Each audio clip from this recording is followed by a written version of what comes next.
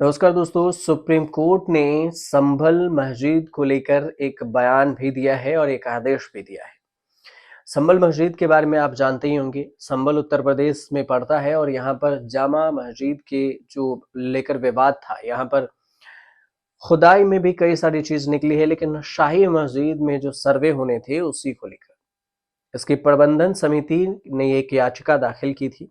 इस याचिका में एक नोटिस जारी किया गया और मस्जिद के द्वार पर, मतलब गेट के जो पास, एक निजी कुआं है।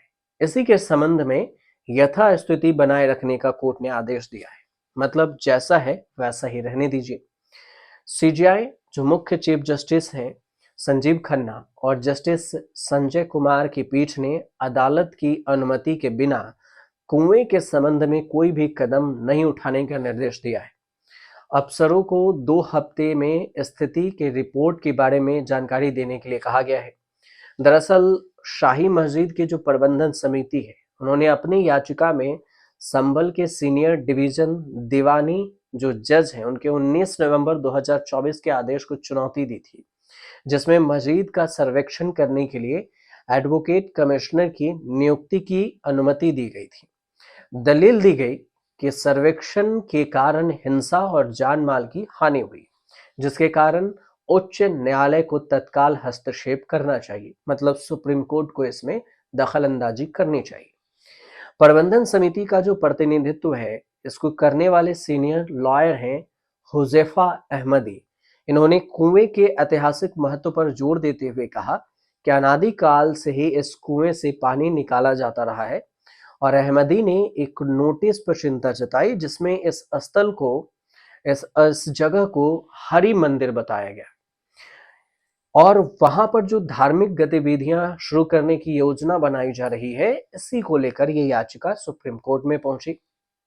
इसको लेकर जो सीजेआई है संजीव खन्ना, उनका कहना हुआ कि ऐसी किसी भी गतिविधि की अनुमति नहीं दी जाएगी और कृपया करके स्थिति को आप जब तक रिपोर्ट दाखिल न करें, जैसे स्थिति है वैसी ही जस के तस रहने दीजिए, कोई उस पर कुछ भी नहीं करेगा। पीठ ने यह भी कहा कि कुएं के संबंध में जो स्थिति है उसे बनाए रखनी चाहिए और इससे संबंधित कोई भी नोटिस प्रभावी नहीं होगा।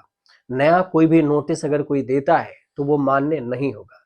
हिंदू पक्ष का जो प्रतिनिधित्व कर रहे हैं एडवोकेट विष्णु शंकर जैन, उनका कहना हुआ कि कुआं मस्जिद के दायरे से बाहर है और ऐतिहासिक रूप से इसका दस्तावेज पूजा के लिए किया जाता रहा है। अहमदी ने कहा कि कुआं आंशिक रूप से मस्जिद परिसर के अंदर और आंशिक रूप से बाहर है, मतलब कुछ अंदर और कुछ बाहर है। उन्होंने अपने दावे के समर्थन में गूगल मैप की एक तस्वीर का भी हवाला दिया। अब याचिका में यह भी कहा गया कि संभल के जो जिला मजिस्ट्रेट है उसको उचित निर्देश दिया जाए कि वह यह सुनिश्चित करे कि मस्जिद की जो सीढ़ियां हैं, एंट्री गेट है, उसके पास स्थिति जो निजी कुएं के संबंध में है, जैसी है वैसे ही रखी जाए। मानवीय न्यायालय की अनुमति के बिना इस संबंध में कोई भी कार्रवाई न की जाए। मस्जिद समिति का कहना हुआ कि उसने एक मामले में चंदौसी में जो दीवानी न्यायाधीश है सीनियर डिवीजन के, उस संभल ने 19 नवंबर 2024 के आदेश के खिलाफ याचिका दायर की। स्थानीय अदालत ने शाही जामा मस्जिद का सर्वेक्षण करने के लिए एडवोकेट कमिश्नर की नियुक्ति से जुड़ी याचिका भी स्वीकार कर ली थी। अब मस्जिद समिति का कहना हुआ कि याचिका को उसी दिन सुनवाई के बिना स्वीकार कर लिया गया जिस दिन इसे दायर किया गया था, और एक दिन में याचिका दायर करना और सुनवाई के लिए राजी हो जाना मतलब कई सारे सवालों के घेरे में आते हैं। सुप्रीम कोर्ट ने इस सब मामले को सुना और यह साफ किया कि उनका जो आदेश है सिर्फ एक कुएं तक सीमित है, जो मस्जिद के एंट्री द्वार के पास है। संभल में जिन दूसरे कुओं और बावड़ियों के प्रशासन खुदाई करवा रहा है, उस पर कोई भी रोक नहीं लगाई गई है। मामले की सुनवाई पूरी होने के बाद मीडिया से बातचीत करते हुए हिंदू पक्ष के वकील विष्णु शंकर जैन का कहना हुआ कि 2006 तक जो हिंदू उस कुएं में पूजा करते थे, इलाके में एक समुदाय की संख्या बढ़ जाने से हिंदुओं ने वहां जाना बंद कर दिया। अब उसे मस्जिद का कुआं साबित करने की कोशिश की जा रही है और अगली सुनवाई में वह इस बारे में सबूत कोर्ट के सामने रखेंगे। लेकिन फिलहाल सुप्रीम कोर्ट ने जो कहा है वो कुल मिलाकर आप एक लाइन में समझ सकते हैं कि जो कुएं हैं और कुएं के आसपास का जो एरिया है संभल में, जिसको लेकर विवाद भी हुआ, उस सारे एरिया पर जो स्थिति अभी बनी हुई है वैसी की वैसी ही स्थिति रहने देनी चाहिए।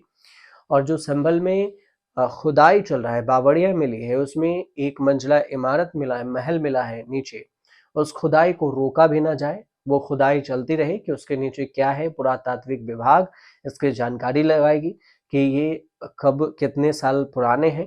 तो दोनों स्थिति पर अगले सुनवाई तक जो डेट अभी नहीं दी गई, उस डेट तक कहा गया है कि आप रिपोर्ट पहले वहाँ के एएसआई जो सर्वे हुए हैं उसको पेश कीजिए, उसके बाद हम आगे की बात करेंगे।